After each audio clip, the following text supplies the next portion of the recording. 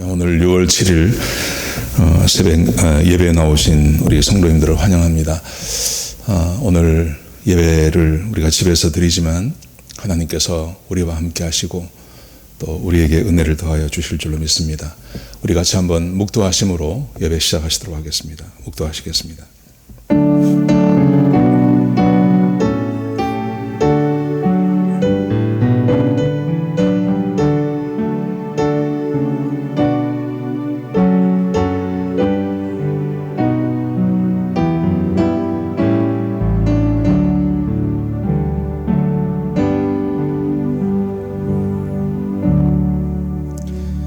하나님 감사합니다.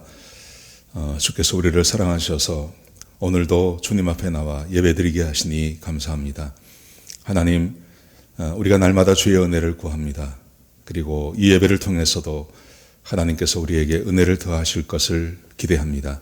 하나님, 우리에게 은혜를 부어주시고 우리에게 새 마음을 부어주시고 우리가 가지고 있는 두려움과 염려와 걱정을 앗아가 주시고 하나님께서 주시는 평강과 감사와 그리고 기쁨이 있는 새 마음을 우리에게 허락하여 주시옵소서. 예배를 시작합니다. 끝나는 시간까지 악한 원수마귀 1절 틈타지 못하게 하시고 하나님께서만 영광을 받으시며 성령이 주장하시는 귀하고 복된 예배가 되게 하여 주옵소서. 이 모든 말씀을 예수님의 귀하신 이름으로 간절히 기도드렸습니다. 아멘. 우리 찬송가 28장 같이 하시겠습니다.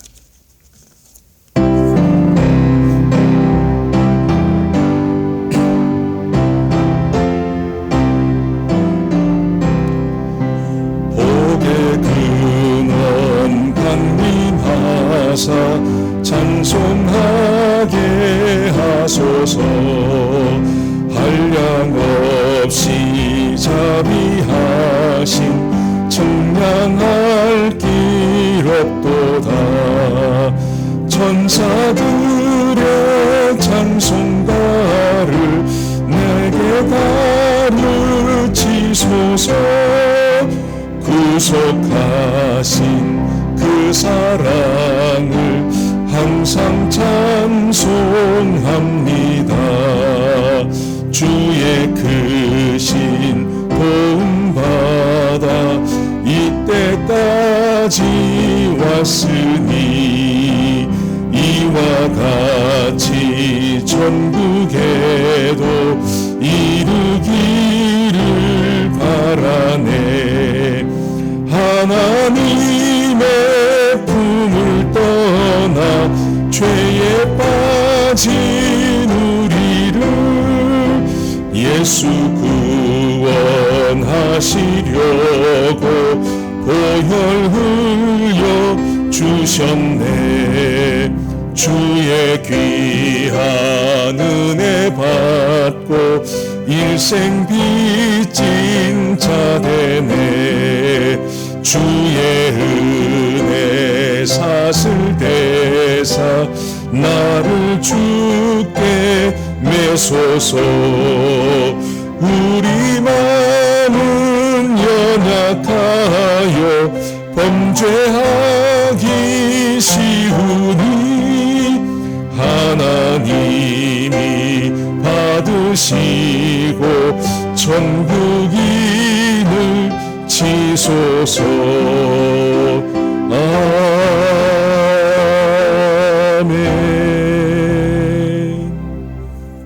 아멘. 교동문 보시겠습니다. 교동문 10번입니다. 시편 27편입니다. 우리 한 절씩 교독하도록 하겠습니다. 제가 먼저 읽겠습니다. 여호와는 나의 빛이요 나의 구원이시니 내가 누구를 두려워하리요. 여호와는 내 생명의 능력이시니 내가 누구를 무서워하리요.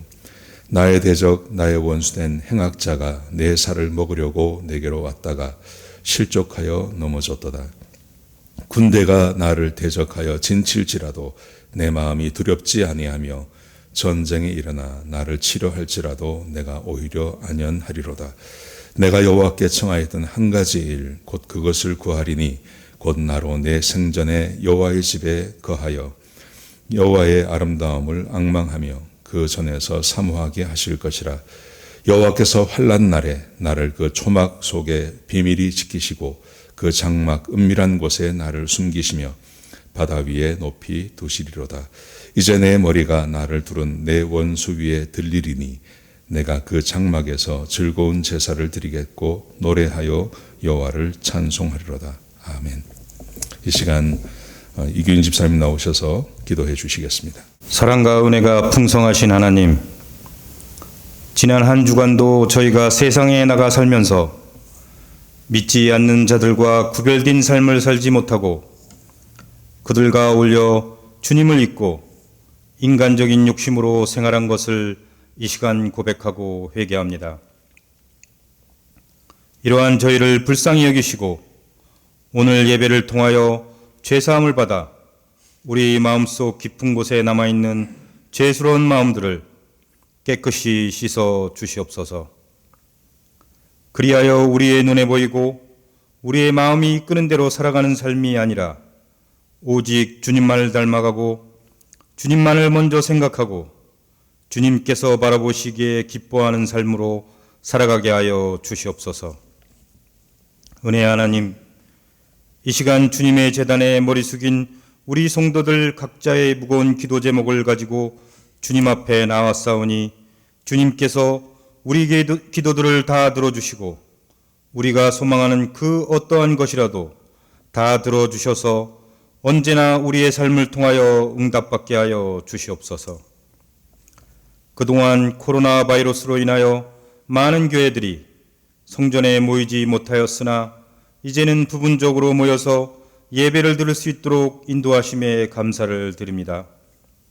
저희 교회도 조만간에 이 어려운 상황 속에서도 모든 준비가 잘 이루어져 안전하게 모든 성도들이 성전에 모여 예배 드릴 수 있도록 주님 인도하여 주시옵소서.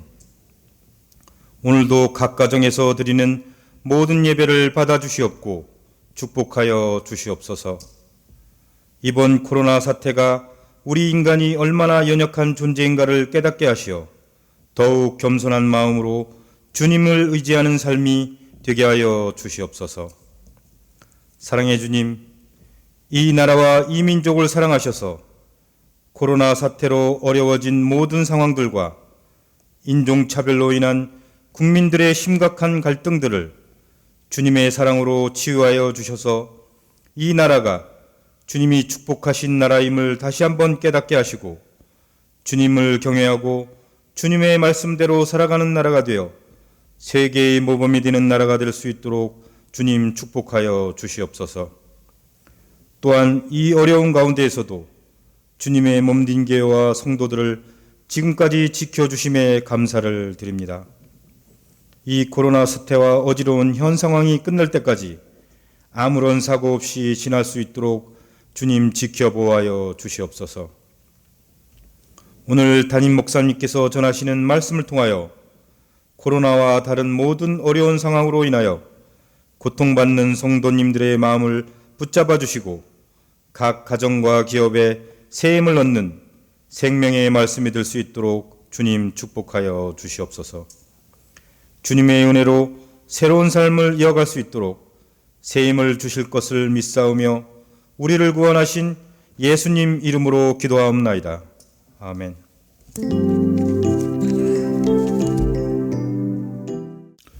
네, 교회 소식 전해드리겠습니다.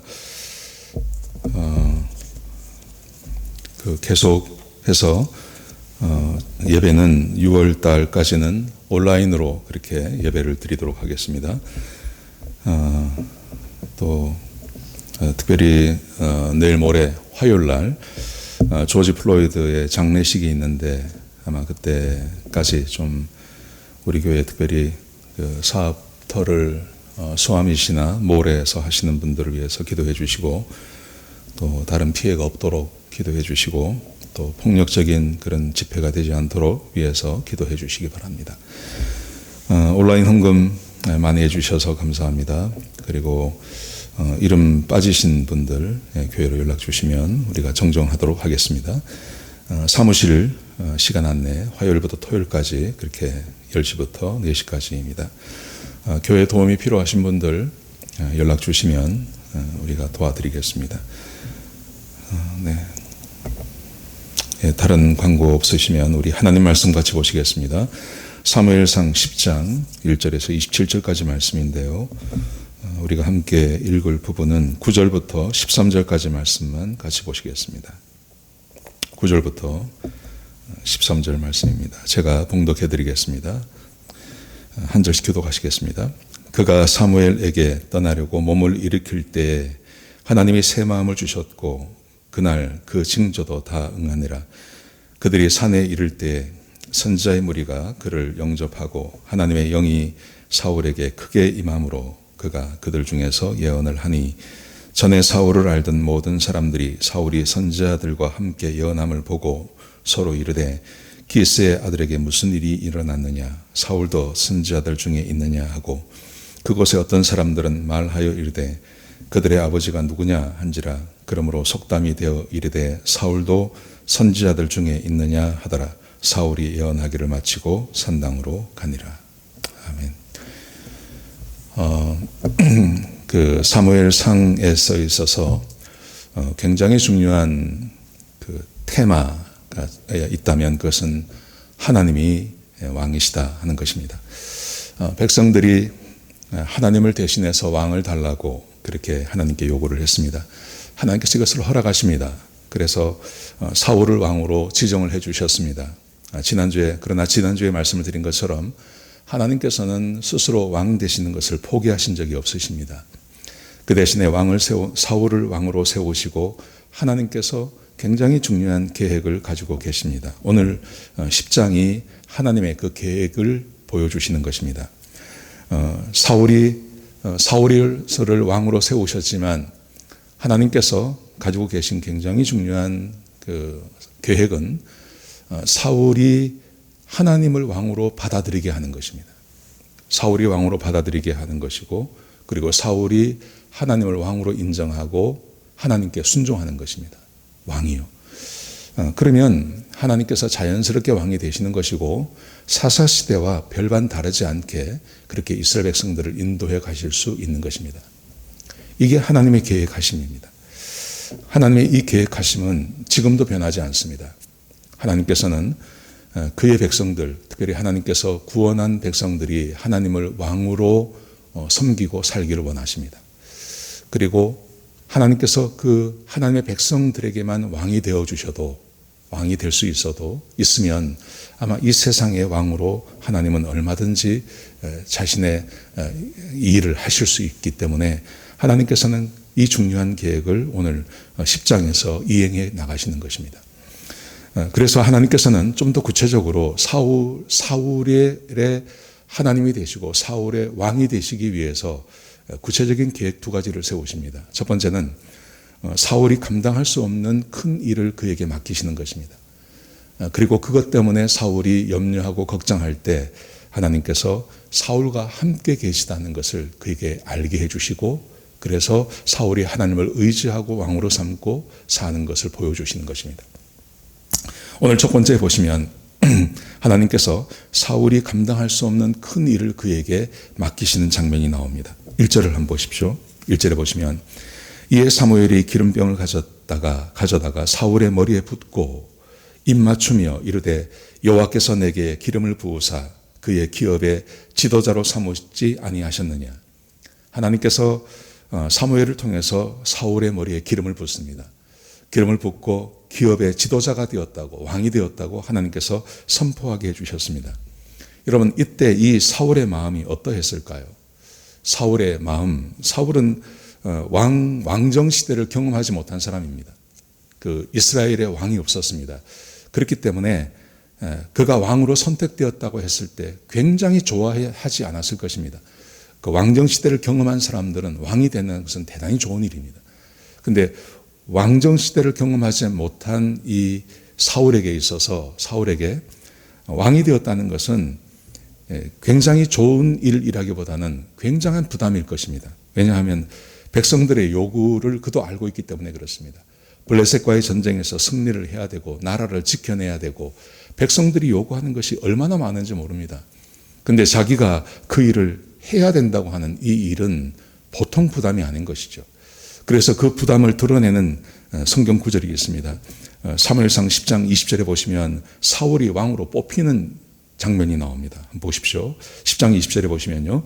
사무엘이 이에 이스라엘 모든 지파를 가까이 오게 하였더니 베냐민 지파가 뽑혔고 베냐민 지파를 그들의 가족별로 가까이 오게 하였더니 마드리의 가족이 뽑혔고 그 중에서 기스의 아들 사울이 뽑혔으나 사울이 왕으로 뽑혔습니다.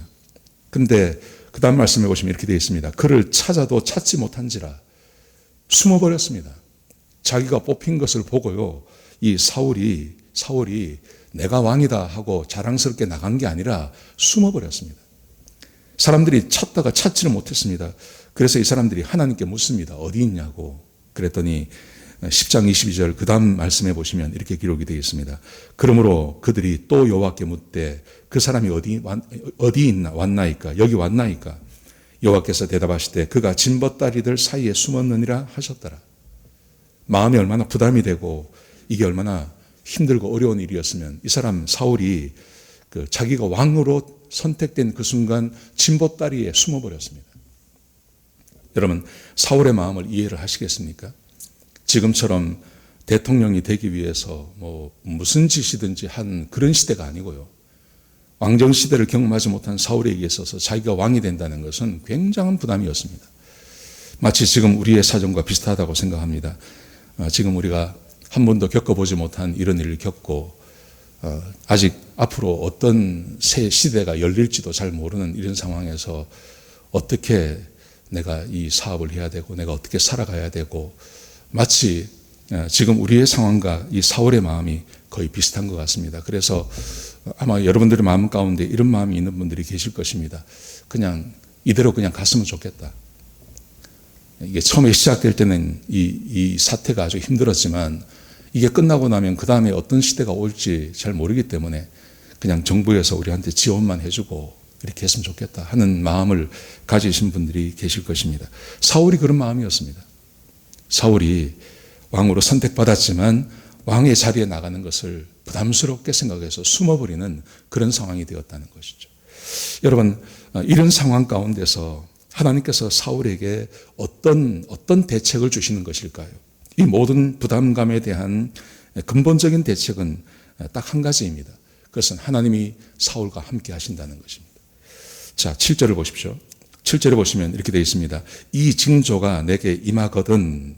하나님께서 사울에게 세 가지 징조를 보여주십니다. 이 세 가지 징조라는 것은 세 가지 기적을 말하는 것입니다. 세 가지 기적, 징조가 내게 임하거든. 하나님께서 말씀하신 것이 실제로 너에게 임하면 이 말이죠. 그러면 너는 기회를 따라 행하라. 하나님이 너와 함께 하시느니라. 하나님께서 사울을 위해서 세 가지 징조를 보여주십니다. 그 징조는 어떤 거냐 하면 하나님이 사울과 함께 하신다는 징조입니다. 이 징조를 네가 보면 하나님이 너와 함께 하시기 때문에 너는 기회를 따라 행하라. 근데 기회를 따라 행하라고 했는데 이건 번역이 잘못된 겁니다. 원래 말은 이런 것입니다. 하나님께서 인도하시는 대로 행하라는 것입니다. 세 가지 징조를 하나님께서 보여주실 텐데 그 징조가 이루어지면 하나님이 너와 함께 한다는 증거이다. 그러니 너는 하나님께서 인도하시는 대로만 가면 된다는 것입니다. 이 말의 의미는 우리가 그동안 수차례 함께 나눈 것처럼 하나님께서 여전히 왕이십니다. 하나님은 왕이시고 또 이 왕으로 사울을 세우지만 사울이 나라를 이끌어가는 게 아닙니다. 그게 아니라 하나님이 왕으로 이 나라를 이끌어 가실 것이라는 것입니다. 그러니 왕으로 세워놓았지만 너는 염려하거나 걱정하거나 너의 능력을 믿지 말고 능력 없음에 대해서 한탄할 필요도 없고 하나님께서 너와 함께 하시니 하나님께서 가시는 길을 그냥 따라만 가면 된다는 거죠. 그래서 하나님께서 그에게 세 가지 징조에 대해서 말씀해 주고 계시는 것입니다. 사랑하시는 성도 여러분, 이 세 가지 징조라는 것은요, 이런 것입니다. 예언하고 그 예언이 이루어지는 기적을 말하는 것입니다. 여러분, 사람에게 왜 기적이 필요할까요? 그 기적을 경험하면 사울에게 있어서 하나님이 자기와 함께 한다는 것을 믿게 되고 알게 된다는 말입니다. 여러분, 그래서 성경에는 기적에 대한 이야기가 참 많이 나옵니다. 그리고 우리에게도 이 기적이 필요합니다. 하나님이 살아계시고 하나님께서 나와 함께 하시고 내가 하나님의 자녀가 되었다고 하는 증거가 이것입니다. 하나님이 나에게 특별히 행하시는 기적을 경험하는 것입니다. 기적이라는 게 어떤 것일까요? C.S. 루이스가 쓴 책 중에 기적이라는 책이 있습니다. 거기 보면 기적을 이렇게 이야기했습니다. 세상에는 두 가지가 있다는 겁니다. 자연적인 것이 있고 초자연적인 것이 있습니다. 자연적이라는 것은 이런 것입니다. 의도하지 않아도 일어나는 것. 의도하지 않아도 자발적으로 일어나는 어떤 사건입니다. 나타나는 어떤 사건을 말하는 것입니다. 예를 들어서 사람이 물 위에 설 수가 없죠. 사람이 물 위에 서려고 하면 물에 빠집니다. 이게 자연적인 것입니다. 날 때부터 소경이 된 사람, 이 사람은 죽을 때까지 소경으로 사는 것입니다. 지금도 날 때부터 소경된 사람을 고치기는 매우 어렵습니다. 근데 지금으로부터 3,000년 전에 날 때부터 소경된 사람, 지금부터 2,000년 전에 날 때부터 소경된 사람은 죽을 때까지 소경으로 살아가는 것입니다. 중풍병, 지금도 못 고칩니다. 중풍병자에게 있어서 자연스러운 것은 그 병이 발생하는 그 순간부터 죽을 때까지 중풍병을 안고 살아가는 것입니다. 자연스러운 것은 사람이 죽었습니다. 자연스러운 것은 그 사람은 무덤에 들어가고 무덤에서 그냥 썩어서 흙이 되어가는 것. 그게 자연스러운 것입니다. 그런데 초자연적인 것이 있습니다. 초자연적이라는 것은 어떤 전능하신 존재에 의해서 발생되어지는 일을 말하는, 자연스럽지 않은 일을 말하는 것입니다. 예를 들면 베드로가 물 위를 걸어갔습니다. 초자연적인 것입니다. 자연적인 것은 베드로는 물에 빠지는 것이죠. 그런데 초자연적인 것은 베드로가 물 위를 걸어가는 것입니다. 초자연적인 것은 나면서부터 소경된 사람이 눈을 뜨는 것입니다. 초자연적인 것은 중풍병자가 그 자리에서 일어나서 자기의 자리를 가지고 걸어가는 것입니다. 초자연적인 것은 죽은 나사로가 살아나는 것을 말하는 것입니다. 초자연적인 일이 벌어진다는 것은 전능하신 분이 계시다는 것입니다. 우리는 그것을 하나님이라고 말하는 것입니다. 지금 사울은 자기의 힘과 능력으로 왕의 역할을 해야 된다고 생각했습니다. 근데 하나님께서 말씀하십니다. 내가 너와 함께 할 거라고 말합니다. 근데 그 말을 믿지 못한다는 거죠. 그래서 하나님께서 사울에게 초자연적인 경험을 하게 하십니다.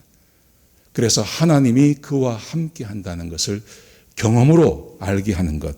그게 하나님이 계획하신 것이라는 것이죠. 자, 세 가지 초자연적인 기적. 첫 번째는 이것입니다. 사울의 당면한 문제를 해결해 주시는 것입니다. 10장 2절을 보십시오. 내가 오늘 나를 떠나가다가 베냐민 경계 셀사에 있는 라헬의 묘실 곁에서 두 사람을 만나리니 그들이 내게 이르기를 내가 찾으러 갔던 암나귀를 찾은지라 내 아버지가 암나귀들의 염려는 놓았으나 너희로 말미암아 걱정하여 이르되 내 아들을 위하여 어찌하리요 하더라 할 것이요. 자, 보십시오. 여기 보시면 자연적인 것이 있고 초자연적인 것이 있습니다. 가다가 베냐민 경계 셀사에서 라헬의 묘실 곁에서 두 사람을 만나는 것, 이것은 자연적인 것입니다. 가다 보면 뭐 사람을 얼마든지 만날 수 있지 않습니까? 그런데 이 사람들이 이런 말을 한다는 것입니다. 뭐라고 말을 하냐면 너의 아버지가 암나귀들의 염려는 놓았다. 암나귀를 찾았다는 말이죠. 그런데 너로 말미암아 염려하고 있다. 그런데 이 사람들이 사울을 아는 사람이라고는 말이 없습니다. 사울을 전혀 모르는 사람입니다. 그런데 사울이 자기를 모르는 사람, 또 자기 집안에 벌어진 일도 알지 못하는 사람들이 자기와 자기 아버지에 대해서 정확히 이야기를 합니다. 네가 잃어버린 그 암나귀를 찾았고 그리고 너희 아버지가 너를 염려하고 있다. 이렇게 말할 거라는 거죠. 이것은 사울이 자기가 지금 염려하고 있는 일에 대해서 하나님께서 해결해 주시고 하나님께서 그 일에 대해서 말씀해 주시는 것입니다. 여러분, 하나님은 성경에 보시면 하나님은 사람을 찾아오실 때 자기를 드러내시는 방법이 그 사람의 필요를 채워주시는 것입니다. 하나님께서는 언제나 그렇게 하셨습니다.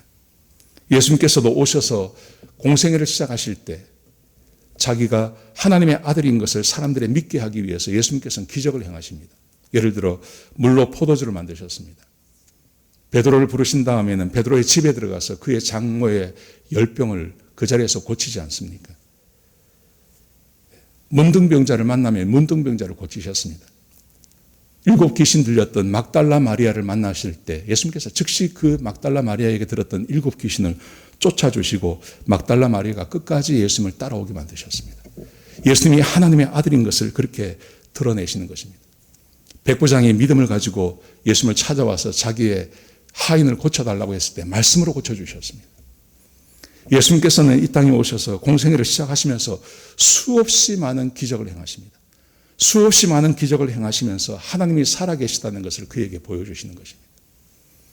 여러분, 우리가 이 땅을 살아가면서도 하나님께서 우리 가운데 행하신 그 기적을 우리가 경험하지 않았습니까? 여러분들은 어떤 경험을 하셨습니까? 저는 생각나는 게 있습니다. 우리 아이가 태어나서 2-3달도 지나지 않았는데 그때 이 탈장이 됐어요. 이게 오른쪽 이 사타구니 있는데 거기가 불쑥 나오더라고 뭐가. 병원에 데려갔더니 탈장이 됐다는 거예요. 어떻게 해야 되냐니까 수술해야 된다는 거예요. 태어난 지 2-3달도 안 됐는데 전신마취해서 수술한다는 게 그게 마음이 아프더라고요. 그래서 저도 기도하고 우리 집사람도 기도하고 그래서 수술 날짜를 잡아놓고 이제 서로 같이 기도하고 그렇게 했습니다. 어느 날 제가 교회에 있다가 퇴근해서 집에 가니까 우리 집사람이 여보 이상한 일이 벌어졌어. 그래. 그게 뭐냐 그러니까 자기가 우리 아이 그 탈장 나온 것을 놓고 기도하고 이렇게 하다가 왠지 그 탈장 이렇게 나온 거를 이렇게 눌러보고 싶더래요. 그래서 거기를 꾹 눌렀대요. 꾹 누르니까 꾸르륵 소리가 나더니 그게 안으로 쑥 들어가더라는 거예요. 그 탈장으로 툭 튀어나온 게 쑥 들어가더니 그때부터 안 나온다는 거예요.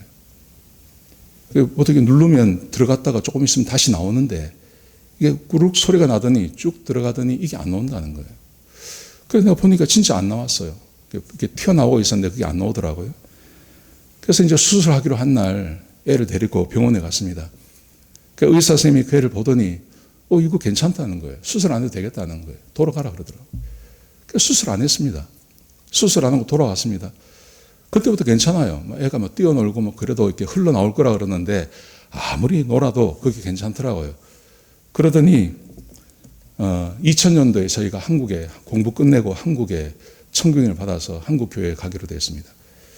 한국으로 가기 한 2달 전인가 그때 애가 7살인가 그랬죠.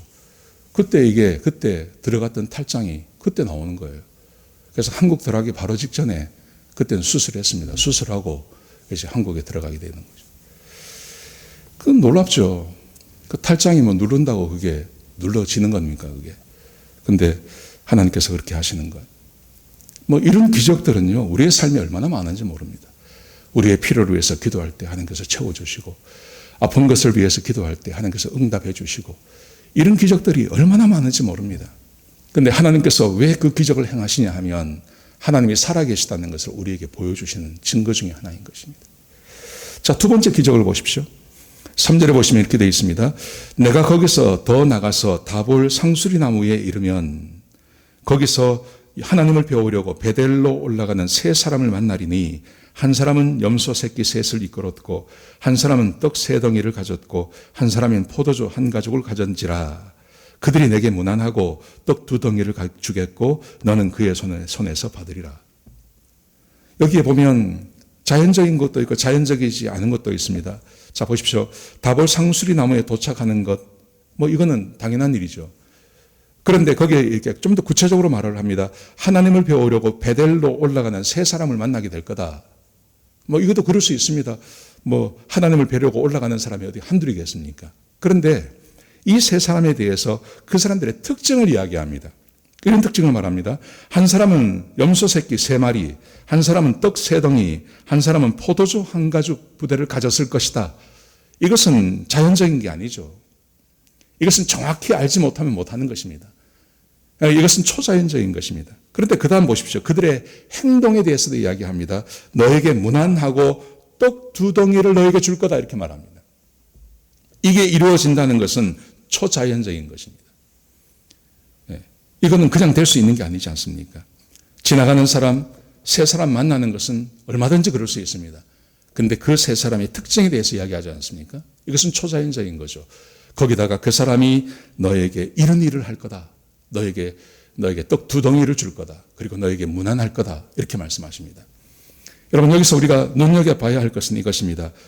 하나님께서 왜 이런 일을 하시냐 하면 여기에 다볼 상수리 나무에 이르면 이란 말이 굉장히 중요한 말입니다.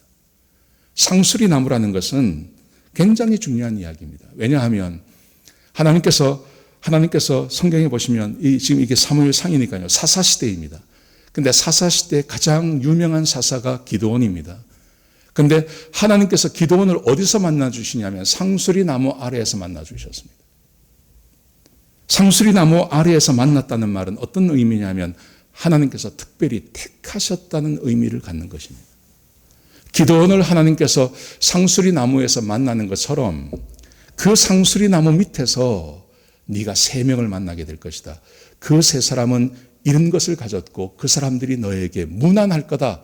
이 문안이란 말의 의미는 왕으로 대접해 준다는 말입니다. 왕으로. 여러분,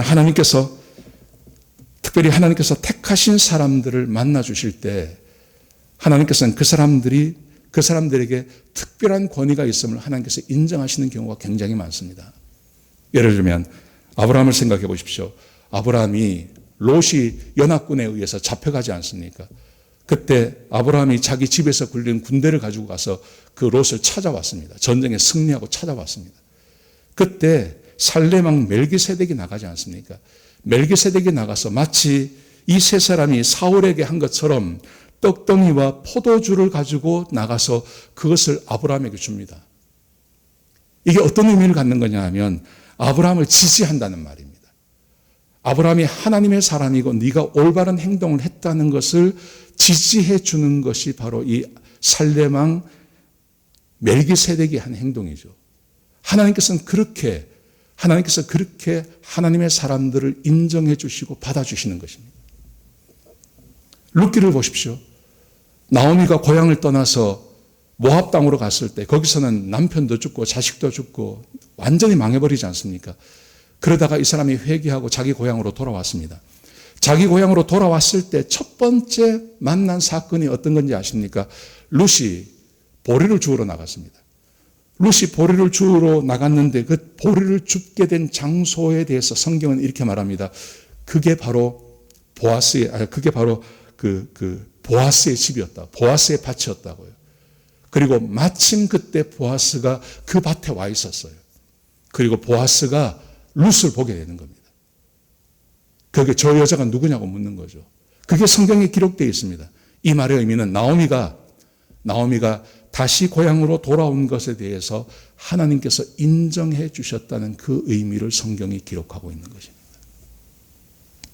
이게 기적이죠. 이게 놀라운 기적이죠. 여러분, 이런 기적을 여러분들은 해보지 않으셨습니까? 저는 한국에 있을 때 이런 경험을 해봤습니다.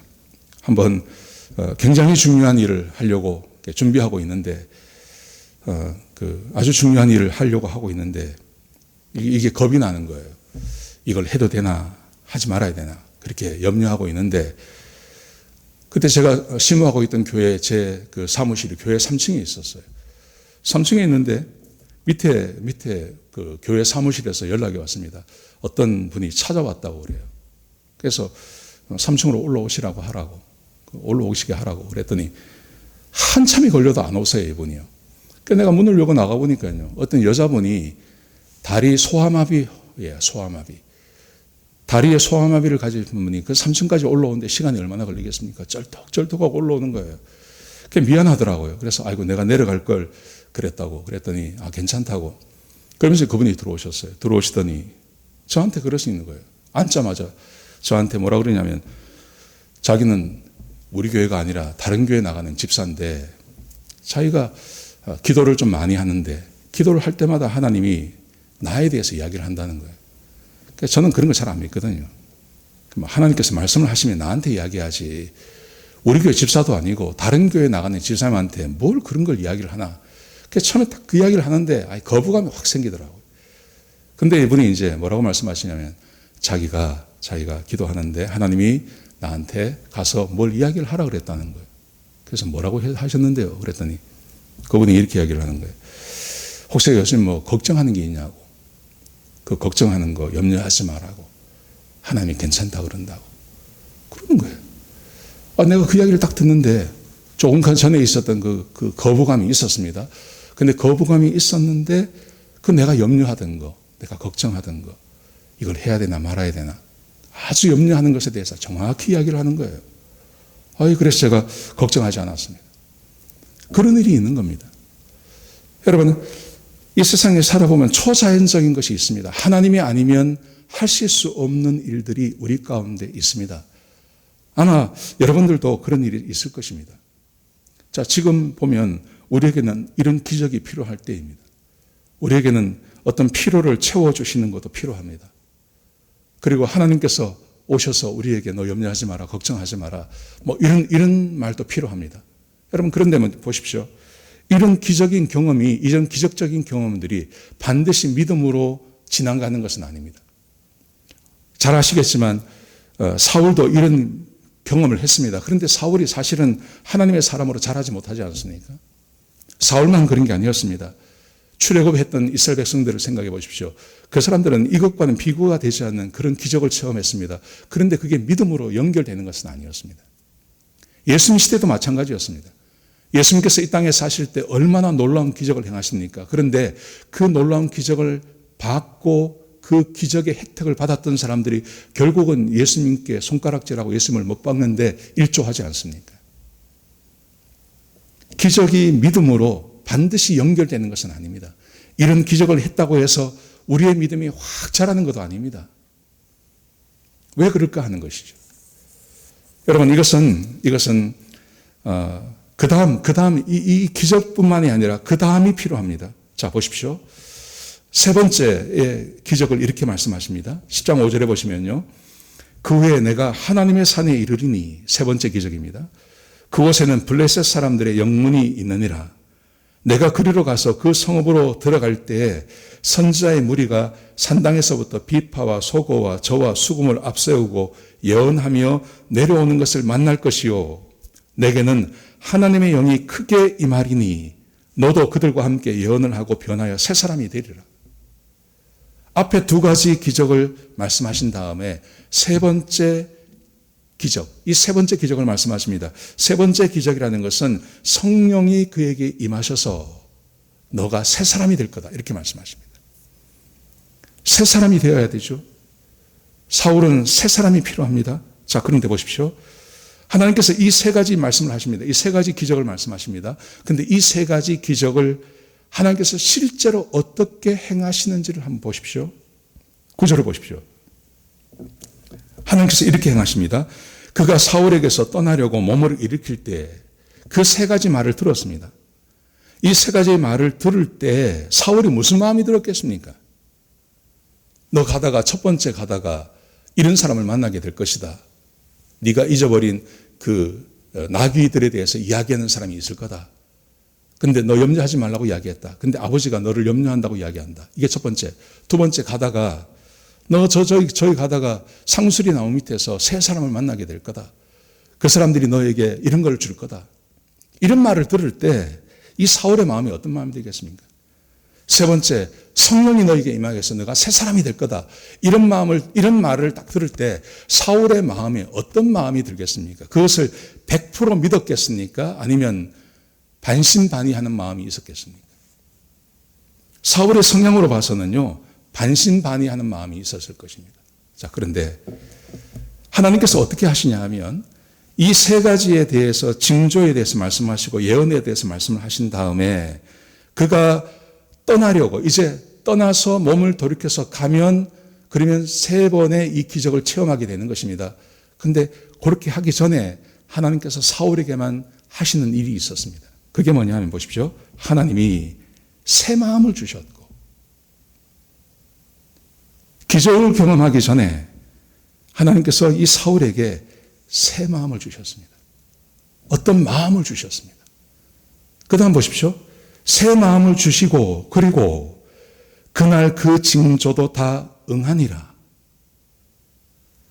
그 세 번의 기적을 경험하기 전에 하나님께서 그에게 새로운 마음을 주셨습니다. 여러분, 여기서 말하면 하나님께서 새 마음을 주셨다는 말은 이 말입니다. 새 마음이라는 말은 이전에 없던 전혀 다른 마음입니다. 이전에 없던 전혀 다른 마음을 하나님께서 사울에게 부어주셨다는 것입니다. 이것은 성령이 오시는 것하고 조금 다릅니다. 이거는요. 자, 보십시오. 그 다음 말씀 보십시오.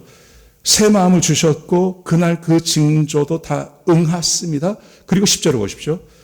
그들이 산에 이를 때 선지자의 무리가 그를 영접하고 하나님의 영이 사울에게 크게 임하니라.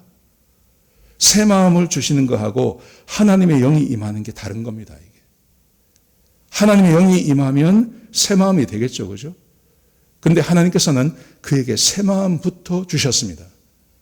그리고 그 다음에 성령이 임하는 그 세 번째 기적을 경험하게 하는 거죠. 왜 그렇게 하셨을까요?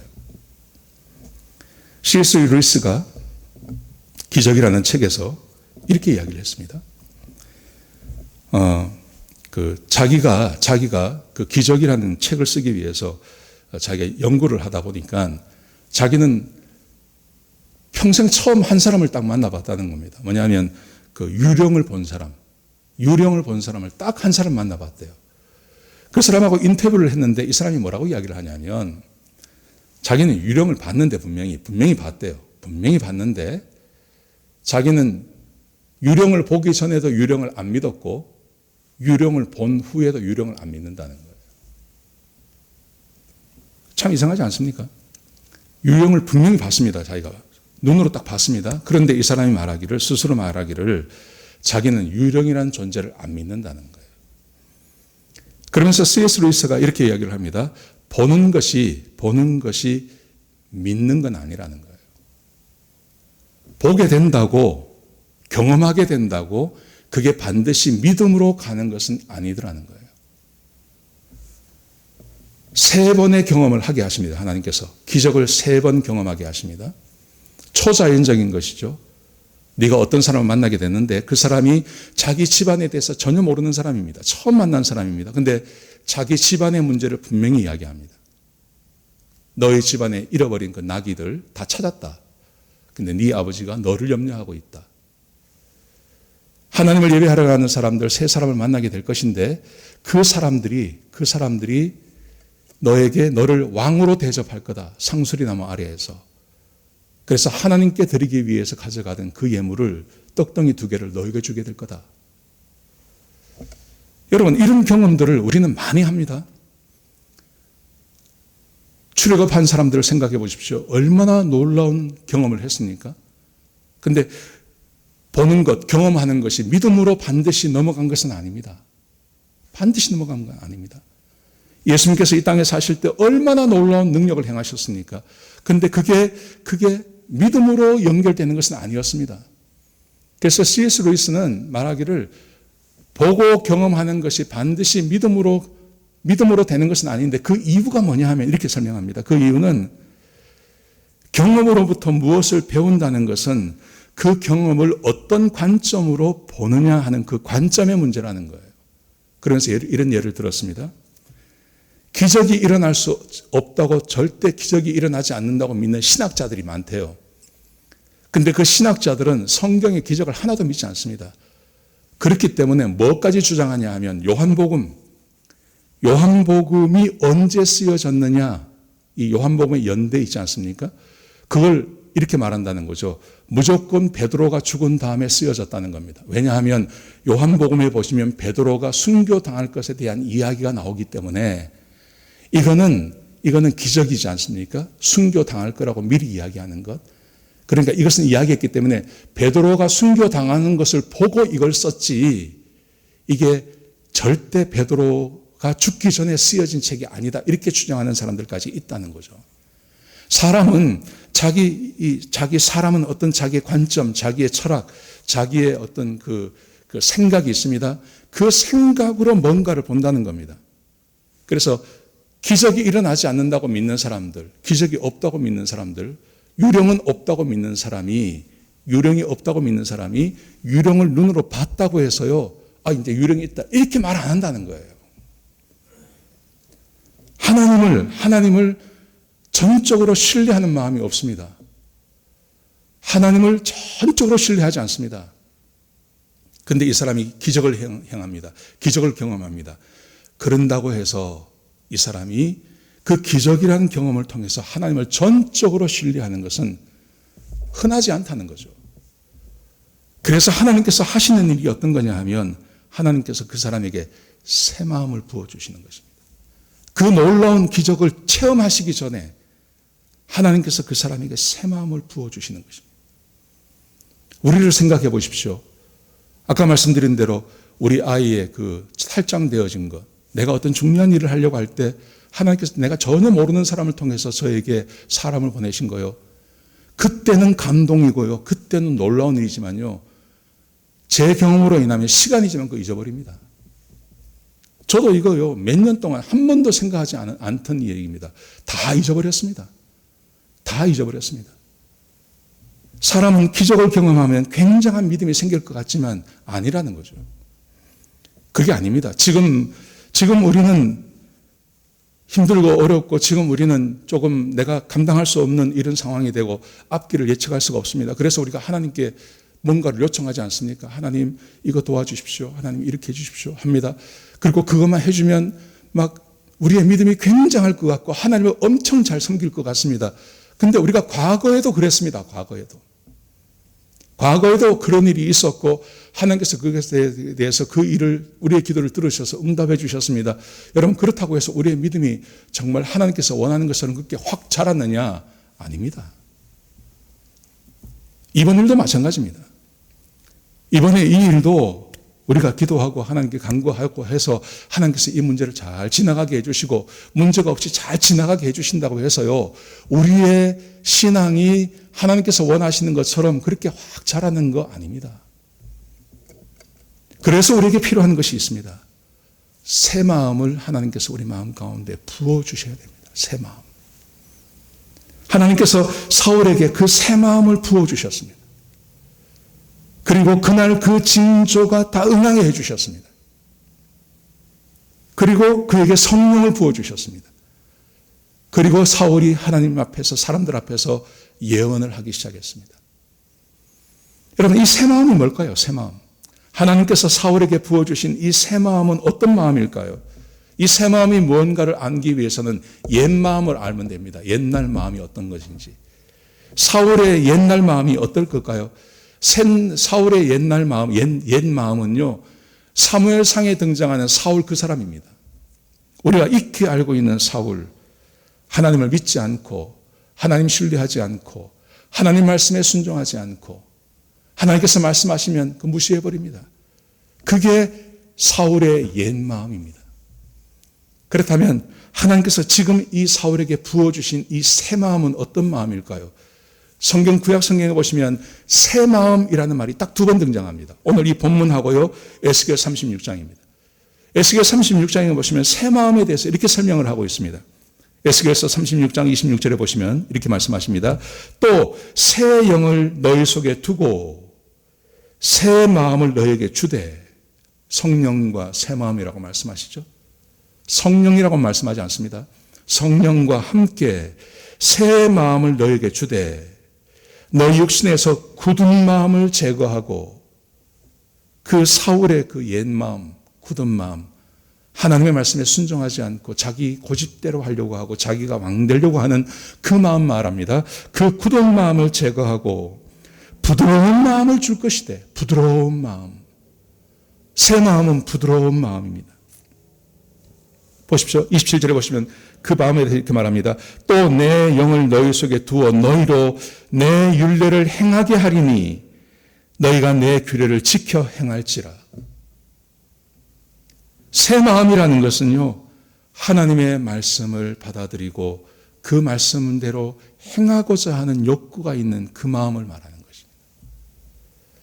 하나님께서 기적을 행하시는 전에 그 기적이 사울에게 임하기 전에 그에게 새로운 마음을 부어주십니다. 그 새 마음을 가지고 기적을 경험하라는 것이죠. 관점을 바꾸라는 겁니다. 마음을 바꾸라는 겁니다.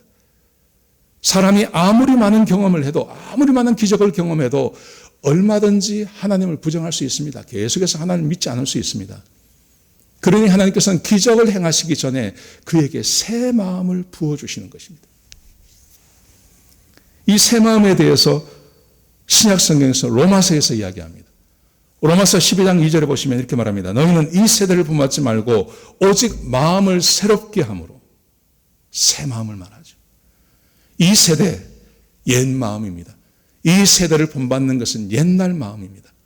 이 세대를 본받지 말고 오직 마음을 새롭게 함으로 변화를 받아, 그 다음 이 새 마음이 하는 것, 이 새 마음을 가지고 해야 될 것, 하나님의 선하시고 기뻐하시고 온전한 뜻이 무엇인지 분별하도록 하라. 새 마음이 갖는 것, 그 새 마음이 가지면 그 새 마음에 중심되는 것은 하나님의 선하시고 기뻐하시고 온전한 뜻이 무엇인지에 대해서 생각하고 추구하는 마음이 그 새 마음이 갖는 거라는 거예요. 이 새 마음이 없으면 옛 마음, 그것은 이 세대를 본받는 것입니다. 이 세대는 언제나 하나님을 부정합니다. 하나님을 떠나갑니다. 하나님의 말씀을 들어도 그 말씀에 대해서 순종하지 않으려고 합니다. 그렇기 때문에 옛 마음을 가지고는 기적을 아무리 많이 체험해도요, 아무리 기적을 많이 체험해도 사람이 전혀 변하지 않습니다. 하나님을 인정하려고도 하지 않습니다. 지금 우리가 지금 살아가는 이 현 상황 안에서 저는 우리 성도님들에게 하나님의 기적이 있기를 저는 소원합니다. 그리고 하나님의 기적과 하나님께서 이 사울에게 부어주신 이 능력, 하나님께서 오셔서 염려하지 마, 걱정하지 마, 내가 너와 함께 할 거야. 여러분, 이런 게 있으면 얼마나 좋습니까? 하나님께서 오셔서 지금 우리의 필요를 채워주시는 것입니다. 기적을 일으켜주시는 것입니다. 지금 당장 우리에게 필요한 것을 하나님께서 공급해 주시는 것입니다. 여러분, 이게 얼마나 중요합니까? 여러분, 그런데 말입니다. 그걸 아무리 많이 경험한다고 해도 결국 우리의 목표는 어떤 것이어야 되냐면 기적을 통해서 내 문제가 해결받는 게 중요한 게 아니라 그 기적을 통해서 하나님이 하나님 되시고 그 하나님께서 정말 나와 함께 동행하신다는 것을 내가 아는 겁니다. 하나님이 나와 함께 동행하셔서 그 다음부터는 어떤 일을 만나도 염려하거나 걱정하지 않고 삶을 사는 게, 그게 지금 우리 안에서 정말 필요한 것입니다. 근데 지금까지 우리가 경험하는 것은 어떤 거냐 하면 기적을 경험합니다. 하나님께 감사드립니다. 너무나 놀라운 일입니다. 그리고 그거 잊어버립니다. 하나님이 나와 함께 하시고 하나님께서 내 왕 되신다는 것을 잊어버립니다.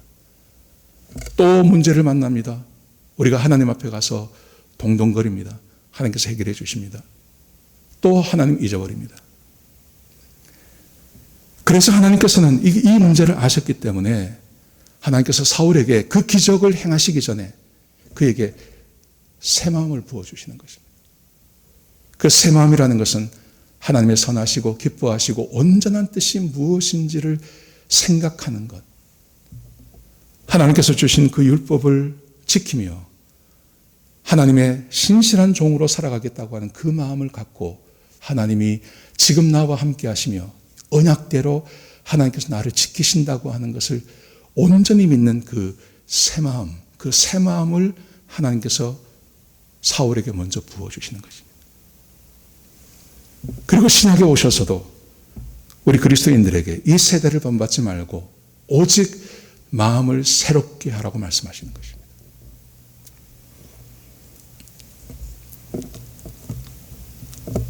그럼 어떻게 이 마음을 가질 수 있냐 하는 거죠. 어떻게 이 새 마음을 가질 수 있느냐. 그죠. 시편 33편 15절에 보시면 이렇게 말씀하십니다. 그는 그들 모두의 마음을 지으시며 그들 몸에 모두의 마음을 지으시며 그들이 하는 일을 굽어 살피시는 이로다. 하나님께서는 우리의 삶 전체를 살피실 뿐만 아니라 하나님께서는 마음을 지으신대요. 마음을 만드신대요. 근데 이 마음을 만든다는 말이 어떤 말이냐면, 자 보십시오. 시편 4장 7절에 보시면 주께서 내 마음에 두신 기쁨은, 마음을 지으시는 하나님, 마음을 창조하시고 마음을 만드시는 하나님. 하나님은 사람의 마음을 만드실 수 있어요. 우리는 내 마음을 내가 못 바꿉니다. 내가 내 마음을 바꿀 수가 없습니다. 어릴 때부터 예를 들어서 어릴 때부터 사람의 성향이라는 게 있지 않습니까? 돈을 믿고 돈을 무서워하는 사람들이 있습니다. 이거 안 바뀝니다. 안 바뀝니다. 어떤 그 성적인 것에 아주 탐닉하는 사람들이 있지 않습니까? 어릴 때부터 그런 성향이 있는 사람들은요, 이거 안 바뀝니다. 80이 되고 90이 돼도 바뀌지 않습니다. 그냥 사람은 자기 마음을 어떻게 할 수가 없습니다. 근데 뭐라고 말씀하시냐면, 하나님께서 사람의 마음을 지으신대요. 하나님께서 사람의 마음을 바꾸실 수 있대요. 어떻게 하시냐면, 주께서 시편 4장 7절에 주께서 내 마음에 두신 기쁨은 하나님께서 그 마음에 기쁨을 넣으실 수 있어요. 우리 가운데 우울한 사람이 있지 않습니까? 날 때부터 우울하게 태어난 사람들이 있습니다. 마음이 늘 우울한 사람이 있습니다. 환경과 조건이 아무리 좋아도 마음이 우울한 사람이 있습니다. 그 루치아노 파보르티 아시죠? 루치아노 파보르티가 노래 부르는 걸 보십시오. 얼마나 노래를 잘합니까? 그 사람의 노래를 한번 들으려면 얼마나 힘듭니까? 근데 그 사람이 우울증 환자라는 거예요. 마음이 늘 우울하다. 밖에서 보기에는 화려하고 막 잘 웃고 말도 잘하고 막 이런데요. 이 사람 마음은요, 우울하대요. 그러니까 그 마음에 기쁨이 없는 겁니다. 이 사람은. 그 기쁨이 없어서 그렇게 먹는다는 거예요. 그 살이 그렇게 찌는 거예요. 그 우울한 마음을 좀 달래기 위해서 이 사람이 그렇게 많이 먹는다는 거예요. 근데 말씀하시기를 내 마음에 두시는 기쁨은 하나님께서 사람의 마음에 기쁨을 집어넣을 수 있어요. 마음을 바꿀 수 있어요. 시편 17절에 보시면 여호와여 주는 겸손한 자의 소원을 들으시오니 그들의 마음을 준비하시오며 하나님께서 사람의 마음을 준비시키고 그 마음을 새롭게 하시고 그 마음을 바꿀 수 있다고 말씀하세요. 여러분, 그러면 하나님께서 어떤 사람의 마음을 바꾸시냐는 거예요. 하나님이 어떤 사람의 마음을 바꾸시냐는 것입니다. 시편 33편 18절에 보시면 여호와는 그를 경외하는 자, 곧 그의 인자하심을 바라는 자를 살피사 하나님을 경외하고 하나님의 인자하심을 바라는 자를 살피사 그들의 영혼을 사망에서 건지시며 그들이 굶주릴 때 그들을 살리시는도다.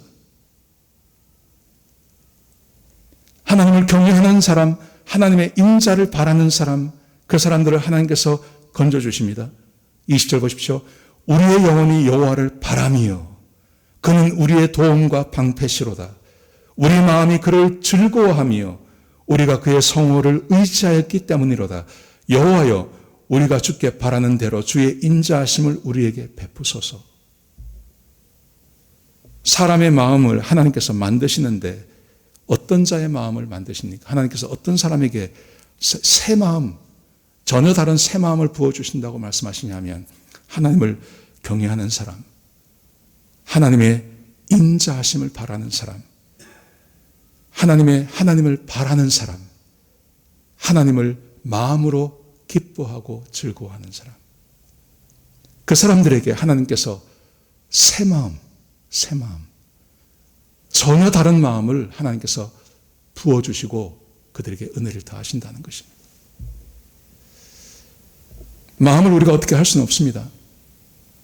그런데 하나님을 간절히 바라고 하나님 앞에 있기를 간절히 바라고 하나님의 은혜를 바라고 하나님 나에게 새로운 마음 부어주시고 나에게 은혜를 부어주시고 새 사람 되게 해주세요. 하나님 그 마음 가지고 하나님 앞에 나가는 사람들에게 하나님께서 새 마음 부어주신다는 거예요. 새 마음. 저는 지금 우리에게 필요한 것은 하나님께서 부어주시는 새로운 마음이라고 생각합니다. 우리가 얼마나 많은 은혜를 경험했습니까? 얼마나 많은 기적을 경험했습니까? 근데 그 기적 아무리 경험해도 바뀌지 않는 게 현실 아닙니까? 또 새로운 고난이 오면 또 염려하고 또 걱정하고. 근데 하나님께서 그와 성령과 함께 우리의 마음에 부어주시는 그 새로운 마음, 그 새로운 마음이 오면 하나님께서 주시는 그 기적이 나에게 온전히 하나님의 동행하심과 살아계심으로 나에게 느껴지고, 그리고 그 하나님께서 나와 동행하신다는 것을 의심하지 않는 그런 믿음의 사람으로 저와 여러분을 세워주신다는 것입니다. 사랑하시는 성도 여러분, 지금은 우리가 하나님을 경외할 때입니다. 하나님을 바랄 때입니다. 하나님의 은혜를 바랄 때입니다. 지금 당장 어떤 문제를 해결해 달라고 할 때가 아니고, 지금은 하나님을 경외하고 하나님을 간절히 바랄 때입니다. 그러면 하나님께서 우리 마음 가운데 새 마음 부어주십니다. 근데 새 마음만 부어주시는 게 아니라 그 새 마음과 함께 우리가 간절히 바라는 그 일도 함께 해주십니다. 기적도 함께 일어나게 하십니다.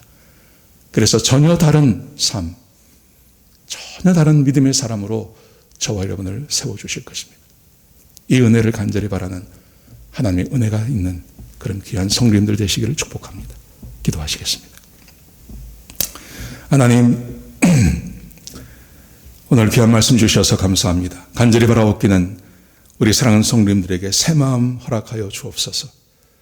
성령님과 함께 새로운 마음을 우리에 부어주셔서 기적을 경험하고 또 하나님께서 행하시는 그 일들을 경험하시면서 하나님이 나와 함께하는 것을 잊어버리지 않는 그런 주의 백성들이 될 수 있도록 역사하여 주시옵소서.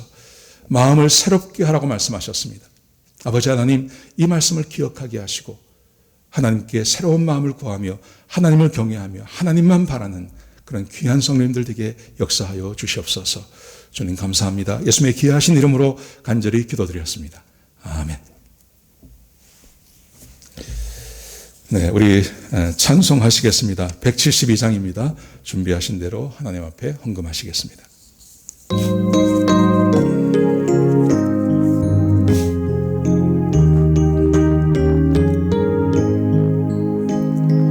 빈들의 마른 풀같이 시들은 나의 영혼,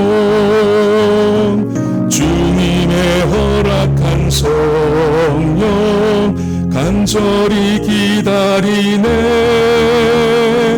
가물어 메마른 땅에 단비를 내리시듯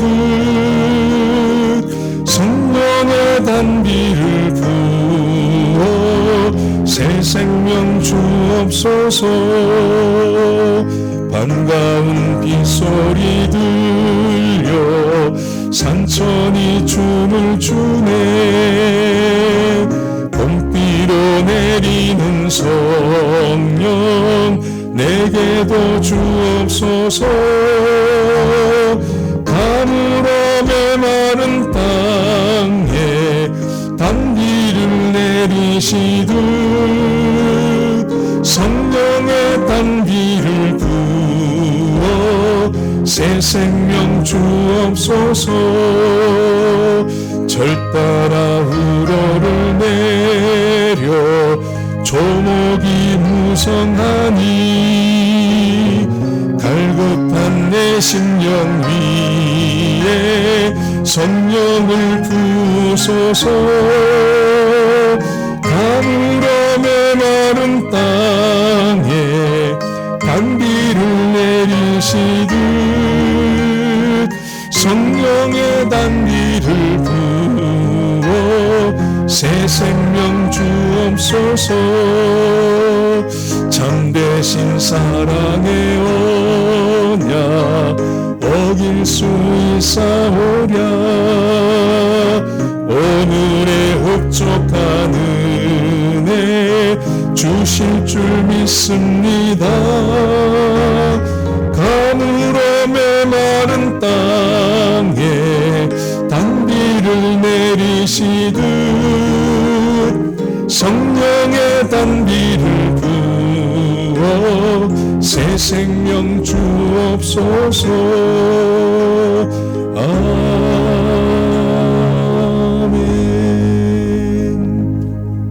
아멘. 여러분의 영혼에 하나님의 단비가 내리시는 그런 귀한 일주일이 되기를 축복합니다. 우리 같이 한번 기도하시겠습니다. 아버지 하나님 감사합니다.